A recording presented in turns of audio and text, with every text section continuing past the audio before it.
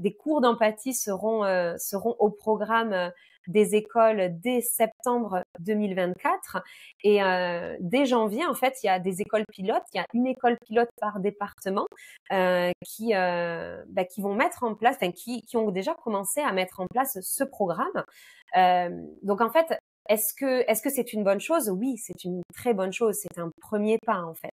Maintenant, la question se pose de comment on va faire ça, comment on va mettre en place ce genre de programme, parce que ce qui est ressorti, c'est surtout un peu la crainte, l'angoisse de la part des enseignants sur en fait, moi je suis pas formée sur ça, comment est-ce que je vais faire, comment je vais intégrer ça dans mon programme scolaire qui est déjà bien chargé. C'est ça en fait, il y a un véritable besoin d'accompagnement pour savoir comment mettre en place ce type de projet. Alors j'ai été trouver, alors ça c'est quelque chose que tout le monde peut trouver en ligne, hein, c'est sur le site officiel EduScol. Il y a un kit en fait, un kit pédagogique pour mener justement ces séances d'empathie à l'école.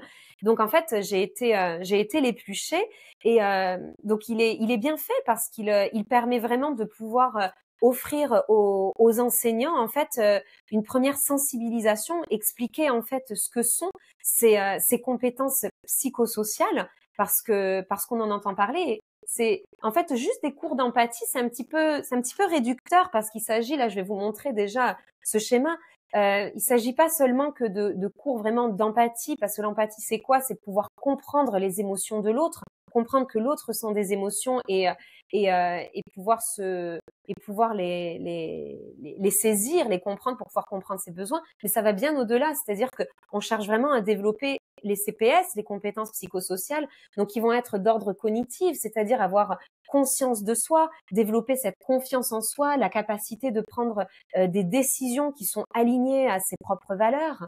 Il va falloir développer donc les compétences émotionnelles, donc avoir conscience donc de ses propres émotions, savoir les réguler, savoir gérer son stress, et également donc les compétences sociales où il va s'agir vraiment d'apprendre à communiquer, résoudre des conflits, apprendre à développer des relations qui vont être saines.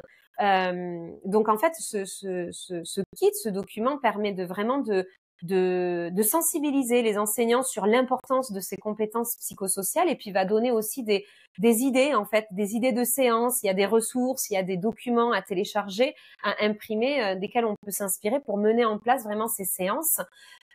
Donc je suis contente qu'il y ait déjà ça d'implanter. Est-ce que c'est suffisant? À mon sens, non, c'est pas suffisant, parce qu'en fait, c'est vraiment une sensibilisation, c'est une initiation. Mais en fait, il est nécessaire pour pouvoir apprendre les émotions, pour pouvoir apprendre la communication. Il est nécessaire d'avoir une véritable formation autour, en fait.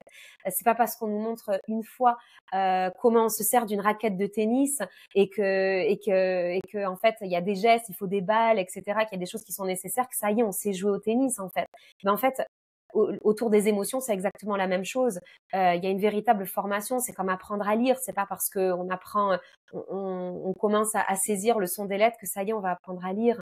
Il y a une véritable formation qui est nécessaire. Et puis il faut aussi que les enseignants eux-mêmes puissent l'incarner, en fait, puissent pouvoir le vivre eux-mêmes. C'est-à-dire que on est nombreux dans notre génération, en fait, à ne pas avoir appris à gérer nos émotions, à ne pas avoir appris les bases de la communication non violente, parce qu'on n'a pas été éduqués de cette manière-là. Donc c'est une véritable formation dont les adultes ont besoin aussi pour pouvoir l'incarner, pour pouvoir le vivre et pour pouvoir ensuite le transmettre et pour pouvoir réguler les relations entre les enfants.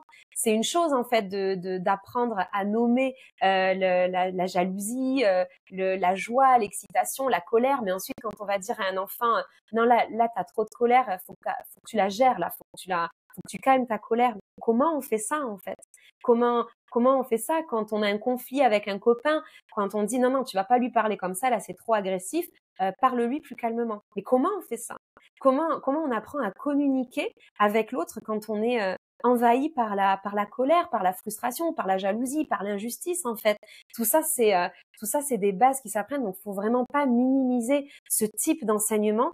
Je suis hyper contente de voir que c'est un enseignement qui est maintenant pris en compte et qui va être mis en place à l'école pour créer aussi un environnement beaucoup plus favorable aux apprentissages à l'école, parce qu'on l'a vu au début, les recherches le disent, quand l'aspect émotionnel est pris en compte, l'aspect académique est beaucoup plus est beaucoup plus efficace en fait. Les apprentissages sont beaucoup plus efficaces. Donc je suis hyper contente de voir ça. Mais maintenant le comment reste encore à approfondir en fait. On va aller dans le concret.